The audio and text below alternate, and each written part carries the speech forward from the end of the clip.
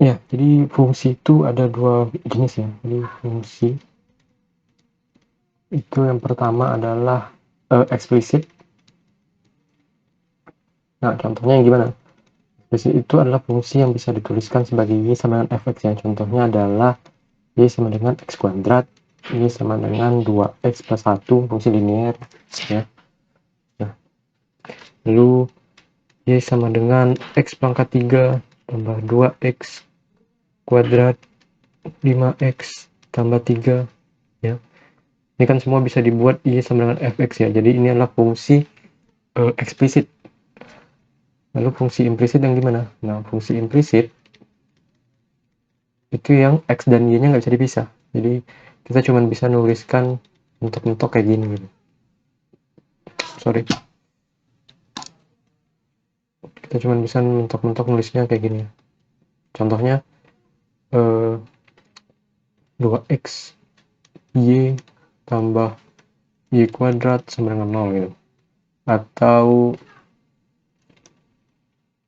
x kuadrat y ya tambah x y kuadrat sama dengan 6 misalnya. Nah, ini fungsi implisit ya. Nah, kalau turunannya gimana? Kalau turunan fungsi eksplisit itu kan mudah ya, dy per dx kan. Ya udah, berarti tinggal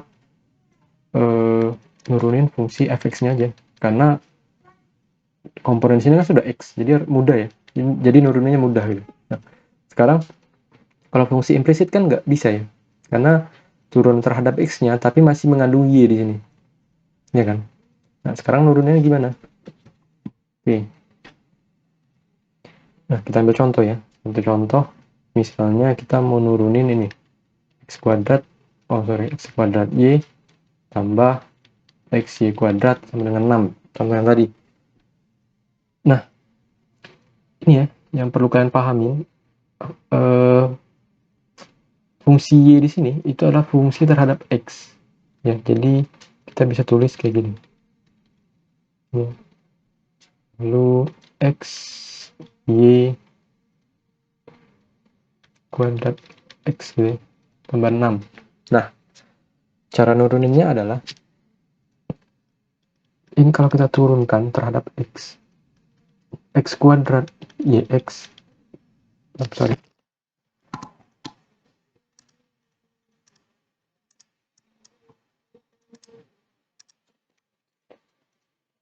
lalu yang satu lagi d per dx x y kuadrat x sama dengan dx 6 ya. Nah, ini aturan turunan bentuk perkalian ya. Jadi kalau turunannya adalah UV diturunkan, berarti U aksen V ditambah UV aksen, ya kan? Nah, ini kalau kalian perhatikan, ini bisa kita anggap U, ini bisa kita anggap V ya. Ini juga ya, ini U, ini V. Nah, berarti kita pakai aturan ini aja. Turunan pertama, turunan U berarti 2x dikali dengan Y, ya, X lah, ditambah depannya tetap, lalu turunan YX. Turunan YX apa? Ya udah, berarti DYX, ya kan? Nah, lalu yang kedua, di sini U-nya ini 1 dikali Y kuadrat X ditambah X dikali, nah ini yang harus kalian perhatikan ya, hati-hati nih. Ini kan Y kuadrat X ya.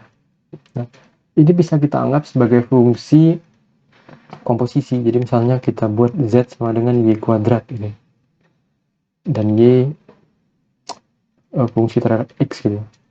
Nah, berarti ini untuk penurunan V itu, maka bisa kita tulis menjadi Z aksen itu kan 2Y ya. Dengan Y-nya kan juga Y aksen, ya kan? Nah, berarti ini harus dikalikan dengan Y aksen X, ya kan? Nah, berarti di sini hasilnya adalah 2Y kali D Y aksen ya, tapi di sini saya tulis lengkap aja. D per dx sama dengan, nah turunan konstanta. Turunan konstanta berarti 0 ya. Nah, lalu udah dapat kan di sini. Nah, ini bebas kalian mau tulis kayak gini, masih mau tulis lengkap atau mau tulis sederhananya aja, boleh juga. Ini kalau kita tulis ulang ya, berarti 2xy ditambah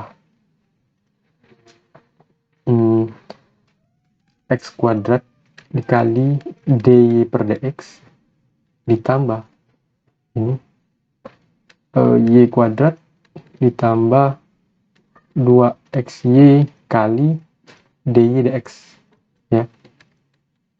Nih, ingat ya, dapatnya 2y dy per dx ini adalah dari aturan dari fungsi komposisi, dari turunan fungsi komposisi ya. Nah, tadi sama dengan 0. Nah, yang ada bagian dy per dx-nya itu kita pindahkan, kita kumpulkan di ruas kiri. Lalu yang nggak ada dy per dx-nya kita kumpulkan di ruas kanan. Ya, jadi kita bisa dapat ini x kuadrat ditambah 2xy dy per dx sama dengan dipindahkan ruas minus y kuadrat minus 2xy, sehingga nanti kita dapat dy per dx-nya adalah minus y kuadrat minus 2xy bagi x kuadrat tambah 2xy ya. Nah, udah ya.